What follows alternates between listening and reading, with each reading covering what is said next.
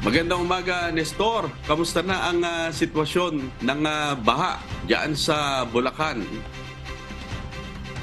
Sa ngayong amigo Sherwin, nasa 10 bayan pa yung lubog sa tubig ba. Partikular dito sa lugar na kinatatayuan ko sa lugar ng boundary ng Mambog, Malolos at Pitpitan sa bayan ng Bulacan, kung saan nga dito ay kumbagay baha pa rin hanggang binti dito sa lugar. Ngayong alas 8 ng umaga, aabot sa 4.9 liters ang sukat ng high tide sa Bulacan. Ibig sabihin, ang lahat ng mga lugar sa Bulacan ay posibleng tumaas pa kumpara kahapon. Sa Aguni, Bulacan, 18 mga barangay pa rin ang apektado ng matinding pagbaha hanggang ngayon. Kasama na rito ang mga palaisdaan at paaralan at establishmento. Habang sa Kalumpit, 29 na barangay pa rin ang lubog sa baha. Karamihan sa mga ito ay nagpastuhod hanggang dibdib. Bagamat umapaw ang tubig sa ilog at palaisdaan, karamihan sa mga may-ari sinasabing hindi naman masyadong nalugi dahil nagawa naman nila ng paraan na malagyan ng lambat ang kanilang mga alagang bangus at tilapia at tito. Binabaon po yung lambat sa ilalim para po makalusot yung ibang isda. Yung palisdaan po namin talubog po ng baha. Yung ibang isda po nakawala, nakalusot. Karamihan naman sa mga lugar sa bayan ng Kalumpit at Tagunoy ay nagbabangka pa rin at gumagamit ng iba't ibang improvised na pampalutang para lang makatawid sa tubig baha at makabili ng kanilang mga makakain. Agandig, sa may dulo ng palikpayo. Iba, sa gamit namin, puro basara. Batay sa datos ng Office of the Civil Defense, nasa 178 na barangay, 170,482 na families o 564,375 na individuals na ang apektado ng bagyo sa Bulacan, habang nasa 6,195 families naman ang kasalukuyang nasa evacuation center sa Central Luzon. Amigo Sherwin, samantala sa Bulacan, balik trabaho na rin yung ilang mga empleyado at pasok yung mga sa opisina. Ang halos 2 munisipalidad, liban na lang sa ilang mga hospital dito sa Bulacan, partikular dito sa lugar ng Kalumpit District Hospital, kung saan nga ay baha pa rin sa mga oras na ito.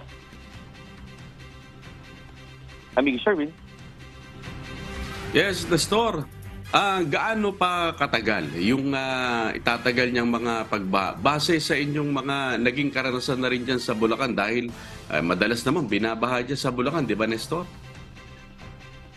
Yes, amigo Sherwin, kung ganito pa rin yung patuloy na pag-ulan, saka itong nararanasan nga na high tide, talagang matatagalan pa ito ng halos mahigit 1 linggo. Partikular dito sa lugar ng Kalumpit at Hagonoy, Bulacan. Pero sa mga ibang mga lugar naman na hindi naman din high tide doon sa lugar nila, partikular doon sa lugar ng Baliwag, kung saan matataas nga yung lugar, at Plaridel at maging doon sa Pulilan, ay posibleng tumagal lang yon ng nasa 4 hanggang 5 araw. Mahirap lang din sa mga sitwasyon doon sa mga coastal areas, talagang kasasabayan pa ng high tide, at ito nga, dito sa oras na ito, nararamdaman ko yung pumapatak na yung ulan. At hindi pa rin naman tumitigil ang pag-ulan dito sa Bulacan. Kaya tuloy-tuloy pa rin ito na mararanasan. At hindi lang natin alam kung ito ay tatagal ng nasa mahigit na 4 na linggo.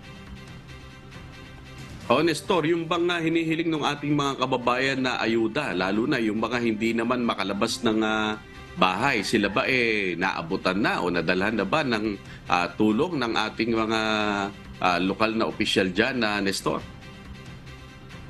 Yun nga ang problema. Hindi sila nararating ng ayuda, hindi sila bibigyan ng ayuda. Kaya wala na nga silang trabaho, tigil sa trabaho, wala pang pagkain, wala pang supply. Kaya halo-halo na yung isipin ng mga kababayan natin dito. At sila, ginagawa nilang naman nila, yung pera na natitira sa kanila o ay nagbabangka sila. Tapos yung iba naman ay nagbabalsa. Yung ibang nagdadala ng mga planggana para lang doon nila ilagay yung mga bibili nilang pagkain. Pero karamihan sa mga residente rito sa Bulacan, mas gusto nila kahit ba sa bahay nila, sa bahay na lang kaysa doon sa evacuation center, kasi siksikan nga doon sa kaminsan ay iilan lang yung mga palikuran na ginagamit. At yun, yung pagkain talaga, yung pangunahing pangangailangan nila. Kaya dumadaing yung mga residente rito, sana bigyan sila ng ayuda, bahay-bahay, sana sila puntahan ng LGUs at ng mga barangay. Total naman, nasa state of calamity naman itong ilang lugar sa Bulacan, particular dito sa Paumbong at sa lugar ng Kalumpit. Kaya siguro may mga ayuda na rin na mga nabigyan, pero dapat sana ay puntahan sila sa bahay-bahay. Yun ang pakiusap ng mga residente dito sa Kalumpit at maging sa iba't ibang mga lugar na apektado ng pagbaha, Amigo Shirley. Siguro yan ang dapat nating magawa, Nestor, na maiparating natin sa mga opisyal yung hinaing ng ating mga kababayan, partikular yung pagkain na kanilang kailangan, lalo na yung mga wala ngang hanap buhay at hindi nga makalabas.